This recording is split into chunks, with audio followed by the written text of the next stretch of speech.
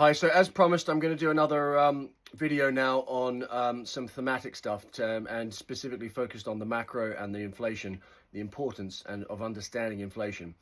Um, I am very aware of the fact that my audience, and this is by design, is now predominantly retail and predominantly the younger generations of retail, albeit I've got people from all walks of life who are reaching out and tuned into this channel. But it's for many years it's kind of frustrated me that the education, for want of a better word, amongst the retail crowd seems to be quite low when it comes to inflation and macro, right? Which at the end of the day is the only thing that really matters, because it's all well and good for us to be chasing high beta, exciting AI and quantum stocks higher and higher and higher, but the only way that is facilitated is if the macro is actually okay. And what I mean by that is you watch what happens when it's not okay. And it doesn't happen very often, but when it does, it's violent and it's aggressive. Now, let me just start by saying that if I was to boil down the entire market to one word, the most important word, it would be inflation. And this is something that there's no substitute for spending time in the market. When I'd spent 10 years in the market by the time I got out to Hong Kong many years ago. And at that point in my career, I thought that I knew everything about markets. But when I look back on it, I knew absolutely fuck all. And the reason for that being is that there's only one way to learn markets, and that's to be in them and to experience cycles and bear markets and bull markets and God knows how many different macroeconomic events, black swan events, you name it. You've got to experience it all. And you can't really teach that. It's got to be experienced. But I wish that someone had been around to talk me through the most important stuff when I was starting out my journey in markets. And it took me 10 or 11 years until I sat next to a macroeconomic genius, a guy called Martin Malone, who's now managing billions of dollars over at Brevan Howard. And he took my knowledge of markets from 2 out of 10 to 8 out of 10 in a short space of time, because he was just such a genius in the macro world. Now, most of the time you can not worry too much about it, but it's very important to understand what's bubbling beneath the surface at all times. Now, inflation is critical. Look what happened during COVID. During COVID, we had a supply shortage because all the supply chains were shut down, which forced inflation up. There's two types of inflation. There's cost push and demand pull. Demand pull inflation means people are buying more stuff and the economy is too hot.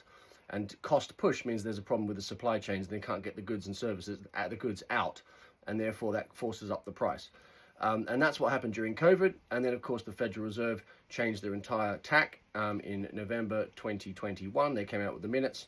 And then from that moment onwards, the market went down 25%. And we were in a short-term bear market. Now, since that moment, they've been fighting inflation, and inflation's been ticking down nicely, but we're still quite a long way away from the 2% target in the US, albeit that target is now, the goalposts for that have moved. Officially, they stick to their 2% mandate, but in reality, it's probably closer to 2.5 or maybe even 3. But it's still above 3, and it needs to come down still. Now, it's come down a lot, but it's still quite sticky. Now, the major risk to markets, if you ask me, what do you worry about? What can go wrong here? If we have a spike in inflation, for whatever reason, say if inflation spikes and we have a print tomorrow, by the way, it's not going to be a very hot one, but let's assume for argument's sake that tomorrow was, instead of 3, let's assume it came in at 5, right? The market would absolutely tank. It would be a complete bloodbath. A, because that would be a shock, and B, because that would be a significant enough spike in inflation to cause enormous amounts of concern and completely reverse the positioning in the bond market, which is positioned now dovishly after the last Federal Reserve. Now, since Jay Powell pivoted and cut rates and indicated that he was going to cut more, the market has slowly but surely over the last couple of weeks started to take some of those future expectations of rate cuts down a bit, due to loads of Fed speak who are now talking about the potential spike in inflation again. Now, we can talk about this subject for hours and hours and hours, but I just want, for the purposes of this video, I just want to get across one critical point, which is that the relationship between inflation and interest rates and growth, which is called ultimately, which is the DOMA spread, right, which is nominal GDP in G4, G4 is the top 4 largest economies in the world, minus the 10-year rate in G4. It's called the DOMA spread, right? If that shrinks that spread down to 50 basis points or less, or God forbid if it goes negative, then the market is going to be in significant trouble. Most of the time, that spread's quite wide and everything's fine. Now, everything's relatively okay now. The labor market is slowing down, which makes sense. It's not crashing, it's just slowing, which is obviously helping inflation come down. GDP growth is still ticking along okay. AI, there's lots of expectation that AI is potentially going to change inflation dynamics forever. So we'll see whether that's going to be the case or not. We don't really know that yet. But the inflation is kryptonite for the market, and it's just always bubbling away under the surface as a potential risk. And I just wanted to make clear that if there's one thing that if you don't think about this all the time, you should make it your business to understand inflation dynamics, macroeconomics, and how that impacts markets, and focus what I just said, the DOMA spread, right, which is the spread between growth, GDP growth in G4 minus the 10-year rate, the interest rate in G4, G4 being the 4 largest economies in the world. If you focus on that spread, if that spread's more than 100 basis points, you can feel relatively happy that it's an okay environment for equities and stocks. If that starts to shrink, then it's not a good situation. At the moment, things are okay. We'll see what the PCE number is tomorrow.